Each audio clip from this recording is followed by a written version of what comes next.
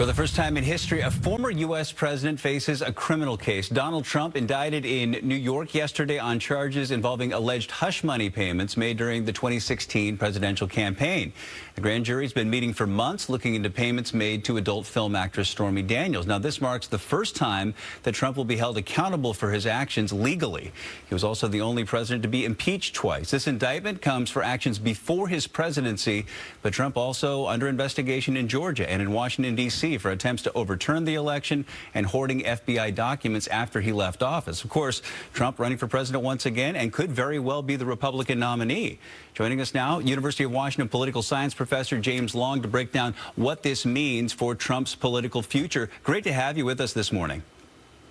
Good to be here. Thank you. So the response from Republicans here pretty much across the board is that this is a politically motivated indictment, some calling it a miscarriage of justice, and we'll see what the indictment is when those charges are actually unsealed there. But could the grand jury actually be bent on politically damaging Trump, as some allege? Is there any historical precedent of political motive in a grand jury indictment? I don't think so. I think the grand jury process in the United States and in Manhattan specifically is fairly strong and robust, and justice is supposed to be blind, without favor or any sort of special protections for any citizen above any other citizen. And so I think the grand jury, I don't think is the issue here. I think the allegations the Republicans are making are much more about the district attorney, Alvin Bragg, and whether or not he's politically motivated since he is an elected Democrat. Gotcha. Do you think Trump will try to use this indictment to give him a political edge or rally his followers? And do you see that being effective for him? I mean, it certainly has been in the past. Yeah, I think he's already sort of started to demonstrate that with the statements that he released yesterday, as well as the shoring up his base among both Republicans in office, as well as probably among his own base.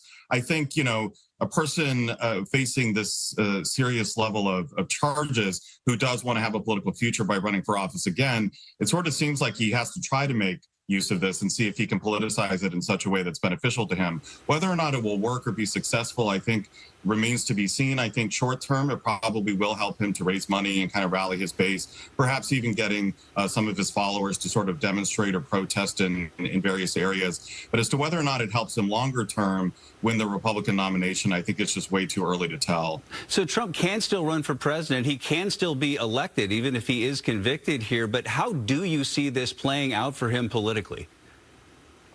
Yes, the United States is an interesting system because a person could be under investigation, they could be indicted, they could even be at trial, they could even be in jail and be elected president.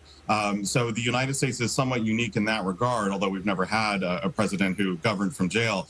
I think it's going to be a long 2 years. We're still about 9 months to a year out from the first primaries. It's going to take a while, even once the indictment is unsealed next week. It's going to take a while for that process to play out. And so I think we shouldn't expect there to be a single moment, either politically or legally, where we sort of think we have an answer as to what's going to happen next. I think it's going to be a lot of sort of back and forth between the political and legal question ahead of the election in 2024. So Trump once famously said he could shoot someone in the middle of Fifth Avenue and not lose votes.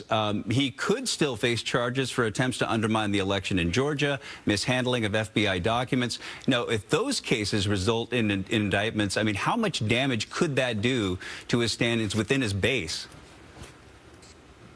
I'm not sure how much it would affect his base, but I do think, the Republican Party and the interests that want to see a winnable candidate in 2024 are beyond him and his base. And so I do imagine that at some point, Republican elites, donors, and, not the MAGA crowd, but other Republican voters are going to have to decide whether or not they want to continue to support him or sort of shop elsewhere.